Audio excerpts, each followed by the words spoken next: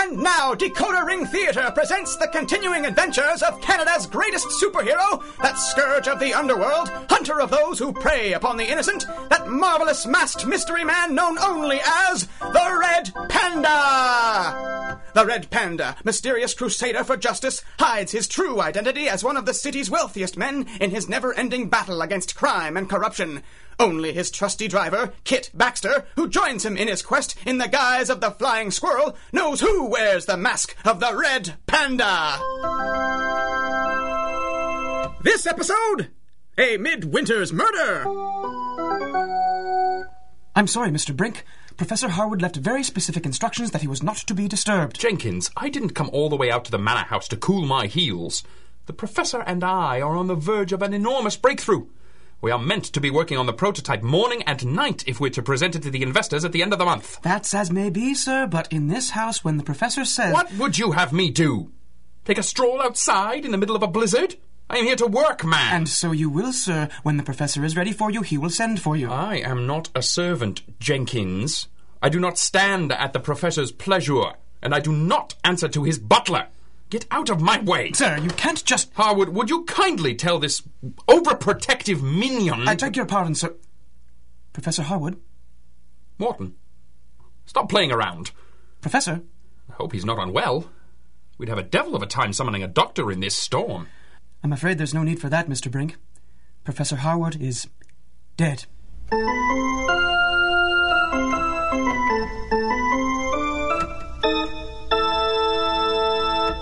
Are you sure you're all right to drive in this storm, Kit? I can hardly see the road in front of us. No worries, boss. This shiny new sedan eats up the snow. I could get used to having you up here in the front seat, though. Well, if it helps to keep the car balanced. What's that? You said it helps to keep the car balanced. So it can grip this icy road. That's right. You'd know these things if you drove more. I think I have enough excitement. Oh. The last few days were exciting, were they? Kit, the Mastersons' annual ski weekend may be painfully dull compared to crime fighting, but it's a necessary evil. Mm-hmm. The Red Panda has been so busy, my alter ego has hardly been seen in weeks. People are starting to wonder how he occupies his time, which is exactly what you don't want in a secret identity. One must appear at the odd social function. And it was an odd social function. I didn't notice a lot of skiing going on. Well, the weather's been so terrible. Mm-hmm. We do talk in the servants' quarters, you know. What's that? Apparently, at least 4 of the Mastersons' lady guests attended for no other reason than to chase after you. I don't know what you're talking about. That's all right. Downstairs isn't exactly quiet as church on Saturday either, you know. What? For all you know, there were as many butlers and chauffeurs chasing me as there were debutantes chasing you. Maybe more. Did anyone catch you? What? I was just making conversation. I'm not the one with the billionaire playboy reputation. Well, I can think of at least 2 good reasons for that. Well... Kit, in the last year I've read 3 times in the papers that I was engaged to women that I don't recall ever meeting. And in every case, soon afterwards, another young man was suddenly motivated to finally propose to them. I'm a wealthy bachelor. People make things up. Yeah. So no one's chasing you? I didn't say that. What did you say? That if they are, they're doing a really bad job. Oh. I didn't I'm sorry. Sorry. You go first. No. You're the boss, after all. Murderer! Murderer! Oh, thank God. There! She's up on that hill, see her? Barely. She'll catch her death of cold. That doesn't seem to be real high on her list of worries. Come on. Oh, brother! I wish I had the thermal pad for my squirrel suit on right about now. It's freezing out here. I know. She can't have traveled far in this. Not on foot. I don't know. She doesn't look so good. Murderer! Miss! Can you hear me, miss? He's dead! Who's dead? We all will be if we let the car get buried. Let's get her out of here. No! Leave me. Save yourselves. This sounds serious, all right. Come on, let's get her back to the car. Looks like our dull weekend is over after all.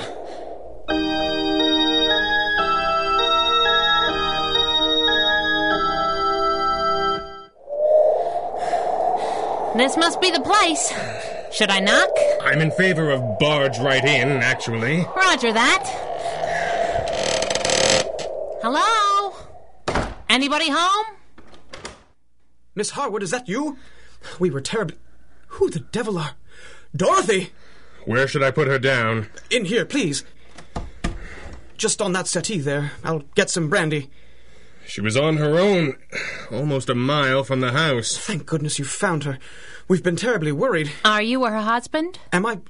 No, miss. I am Robert Jenkins, butler to Miss Harwood's late father, Morton.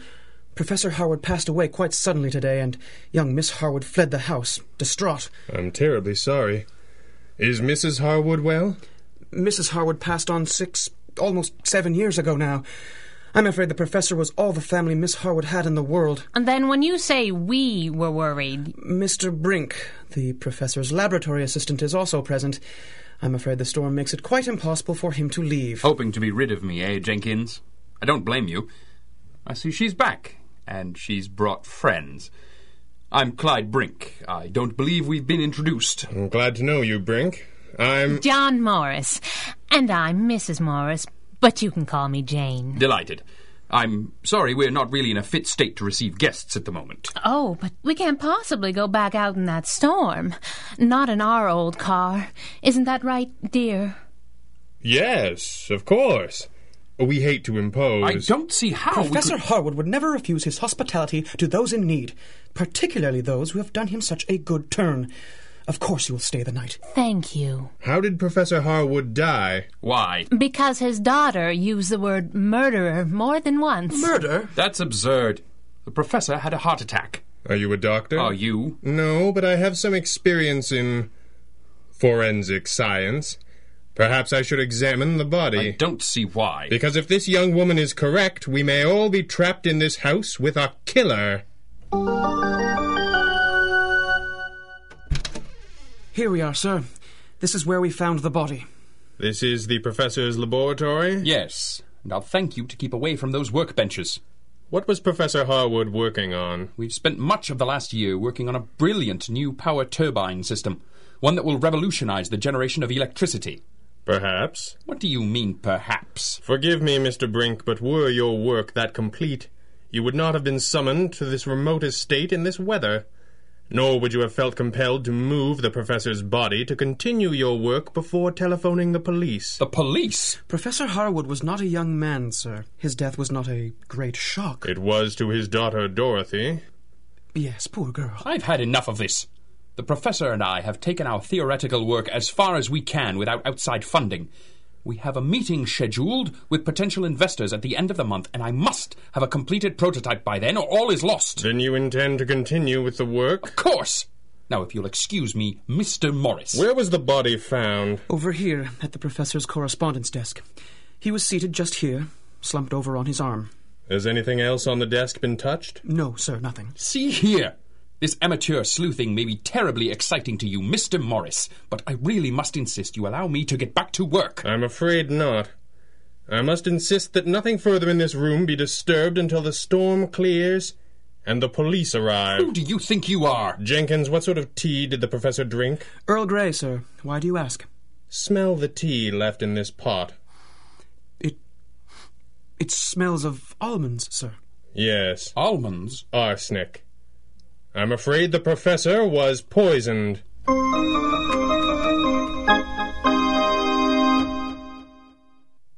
Are you feeling better, Miss Harwood?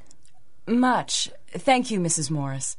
And please do call me Dorothy. And I'm Jane. Is there anything else I can get you? No, you and Mr. Morris have done enough already. Why, if you hadn't come along when you did, I dread to think what might have happened. Were you and your father very close? I won't lie to you, Jane.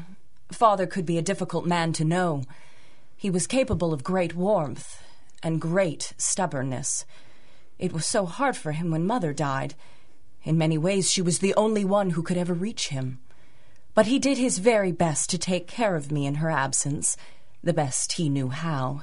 I'm sure it was an awful shock. What about Mr. Brink, your father's assistant? Clyde isn't as awful as he seems. I'm sorry if that seems like faint praise. It does a little. He's not much of a people person, but Father says he's quite brilliant, and he's as driven as Father was. I'm sorry. It's all right. It's natural to be upset. If it helps, when my father died, I cried for a week, and then punched out my uncle at the funeral. Where? Were you very young? 17. Oh, you're joking, of course. You had me fooled for a moment. Yeah. Well, you're smiling a little now, anyway. What about Jenkins? Has he been with the family long? I appreciate what you're trying to do, Jane, but it's not necessary. Robert has been in my father's service for 5 years now. He's very loyal. There is really no mystery to what happened here. Well, you did say murderer an awful lot when we found you. I did. I must have been quite hysterical. You can imagine how I felt, and who knows how long I'd been wandering outside. I could have said anything. You could have, but you didn't. If you'll excuse me, Jane, I'm feeling a little dizzy. I really must go and lie down. Of course. Just one moment, please, gentlemen. I'll just see how my wife is doing, and then we'll examine the body. Hi. Where's Miss Harwood? Just went upstairs. Very suddenly dizzy. Well, it's understandable. Mm-hmm. Don't you believe it. She's hiding something. She gave both Jenkins and Brink a clean bill of health, which means she's protecting someone. Can I just mention how little I like being left in the sitting room? The John and Jane Morris routine was your idea. Crime fighting without a mask isn't nearly as much fun. We're sure about the crime part now? Arsenic tea. Still in the pot. Amateurs. I'm taking the butler and the assistant upstairs with me while I confirm that diagnosis. Since you hate working with an audience, I assume you're clearing the hall for little old me? The professor has a small personal study in the corner of the lab. Papers in the desk, a small wall safe behind a picture, if I'm not too much mistaken. Find out what you can about the dispensation of his assets, particularly the rights to his invention. Aw, you saved the safe-cracking job for me? I didn't know you cared. Jane Morris, behave yourself. Yes, boss. I'll open the door. Say something helpless on my way out. You're quite sure you'll be all right? Oh, darling, I'm sorry to be such a baby. This whole business has made me quite dizzy. I'll just go and have a lie down. And now, mask or no mask, the flying squirrel swings into action. You are listening to the Red Panda Adventures from Decoder Ring Theater. Your address for adventure, mystery, and comedy.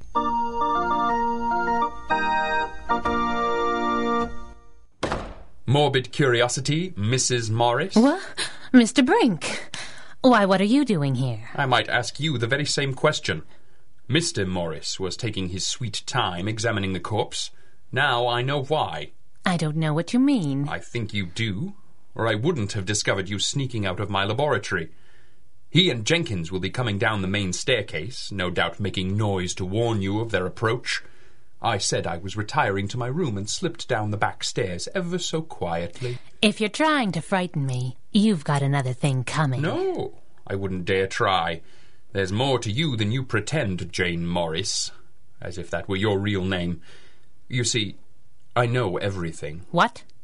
If you and your husband are going to travel under the guise of man and wife, you really should invest in some cheap wedding bands. I see. It would be a mistake to underestimate you, Brink. That's right. You two thrill-seekers may find it exciting, stirring up scandal with a cock-and-bull fairy tale of murder. But if you interfere with my experiments, I promise you a scandal, all right. I don't know who you are, and if either of you are married to someone else, but if you force me, I'll find out. That car outside isn't old. It's brand new and awfully nice. You don't want a scandal any more than I do, young lady. Let's not make things difficult for each other, shall we? Mr. Brink, I think we understand each other perfectly. Good. Good day, young miss.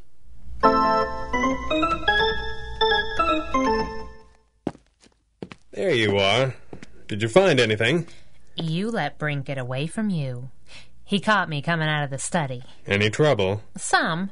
He rumbled our happy honeymooner routine. No wedding bands? Never thought of it. We're just lucky you weren't wearing your chauffeur uniform. Sorry. Don't worry. I like working without a net from time to time. Remind me to hypnotize him on the way out, just in case. We might want to arrest him first. Anything incriminating? Professor Harwood changed his will recently. Oh, yes? The new one was still in an envelope from his lawyer. Must have just arrived last week. Were you able to compare it with an old draft? There wasn't time, but the new one was very interesting. All of the patents for Harwood's work are in his name and his name alone. Ditto the legal work on the new prototypes he and Brink were working on. And? The new will leaves half of his rights to the new gizmo to Clyde Brink. If Brink is right, that could be worth millions. That looks like motive, all right. Looks like. That's as cut and dry as they come. That's what bothers me. The too obvious motive, the too obvious murder weapon. Brink didn't strike me as an idiot. He wasn't really expecting us to drop by. And if anyone was arrogant enough to think they're above suspicion, it's him. Fair enough. But why now? Why not wait until after the invention is complete? Or at least until the investors have been convinced? Murder? Maybe. But it's sloppy and the timing is all wrong. I still think it was arsenic. As certain as I can be under the circumstances. Probably the sort used to poison rats. So, it was lying around the house? Maybe. Why? Now you've got me doubting. Brink's got ice water in his veins. A crime of passion? I don't see it. That's Jenkins and the girl on the top floor. Sounds important. Oh, it'll be over before we can eavesdrop. You mean you didn't bring a grapple gun? Come on! What? Come here, I'll, lift us both. Oh. Like this? Yes. Please, no! We should go. Right. Hold on. Listen, they're in that room. How could you? How could you think of doing such a thing? Jenkins! I shouldn't have said anything. I knew you'd never understand. After everything that's happened, how could I understand this? You mean the butler did it? Are we that dumb? I'm sorry, Dorothy. I'm sorry for everything. No! I've heard enough. As have I. It's locked. Dorothy! Dorothy! Stand back. Dorothy! Miss Harwood, are you all right? What? I'm fine. What is the meaning of this? Where's Jenkins? He's not here. Here. A hidden panel. Looks like these stairs go down to the kitchen. Jenkins must have got out this way. Robert has nothing to do with this. That's the second time you've called him Robert. And in his concern, when he first saw her brought in from the cold, he called her Dorothy. This has been right in front of our eyes the entire time. No, you don't understand at all. We understand enough. There's no point trying to protect him. Boss, the will. Boss? I was so busy looking at Brink's half of the rights, I looked right at something and didn't see it. Dorothy's half. She gets that, plus this house, and a small trust, provided she marries within 2 years to someone of her own class and station. That's the change the professor made. Which means Harwood knew his daughter and his manservant were in love. And he was less than thrilled. Yes.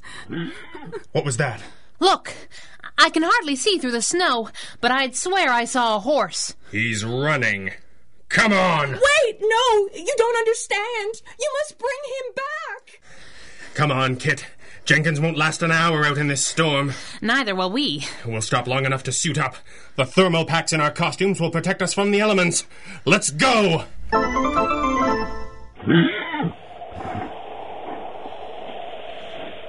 To the left, Squirrel.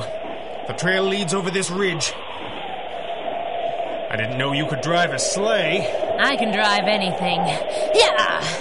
I just can't see where I'm going. I'll track Jenkins with the new heat-seeking lenses. You just watch for trees. It's a deal. Are you warm enough? There are advantages to being a Canadian superhero. Insulated catsuits is a big one. Jenkins can't think he can get away in this. He wasn't expecting the red panda and the flying squirrel. Even if we weren't here, even if no one followed him, how long can his horse last in this? Down there. To the right. And he's not headed to civilization. Is there a cabin down there? Possibly. There are several small lakes. Lakes? Red Panda, he's not trying to get away. What? Stop the sled! What is it? I think I see him. Come on!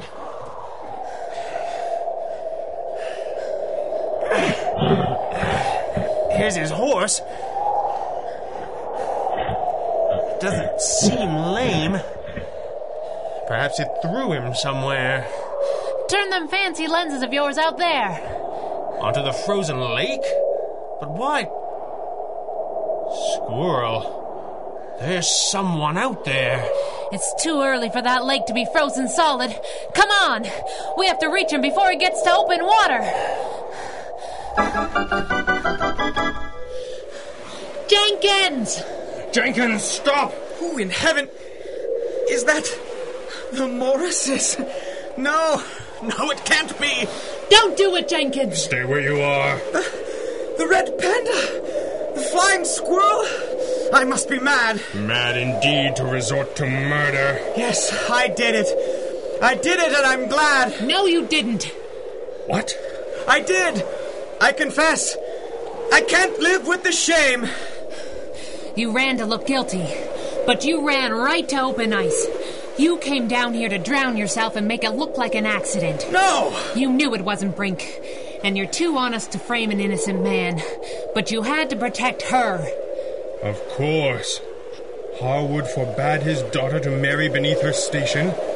He changed his will, and she... The will meant nothing. To her or to me. The professor was all the family she had in the world. I couldn't bear to see her lose that. All for me. So as long as the professor was there to say no, she could never be with the man she loved. It was a crime of passion, Robert. It was badly executed. There'll be fingerprints. This won't save her. And the grief might kill her. I just wanted to do this one thing for her. Come back with us, Robert. This isn't what she wanted.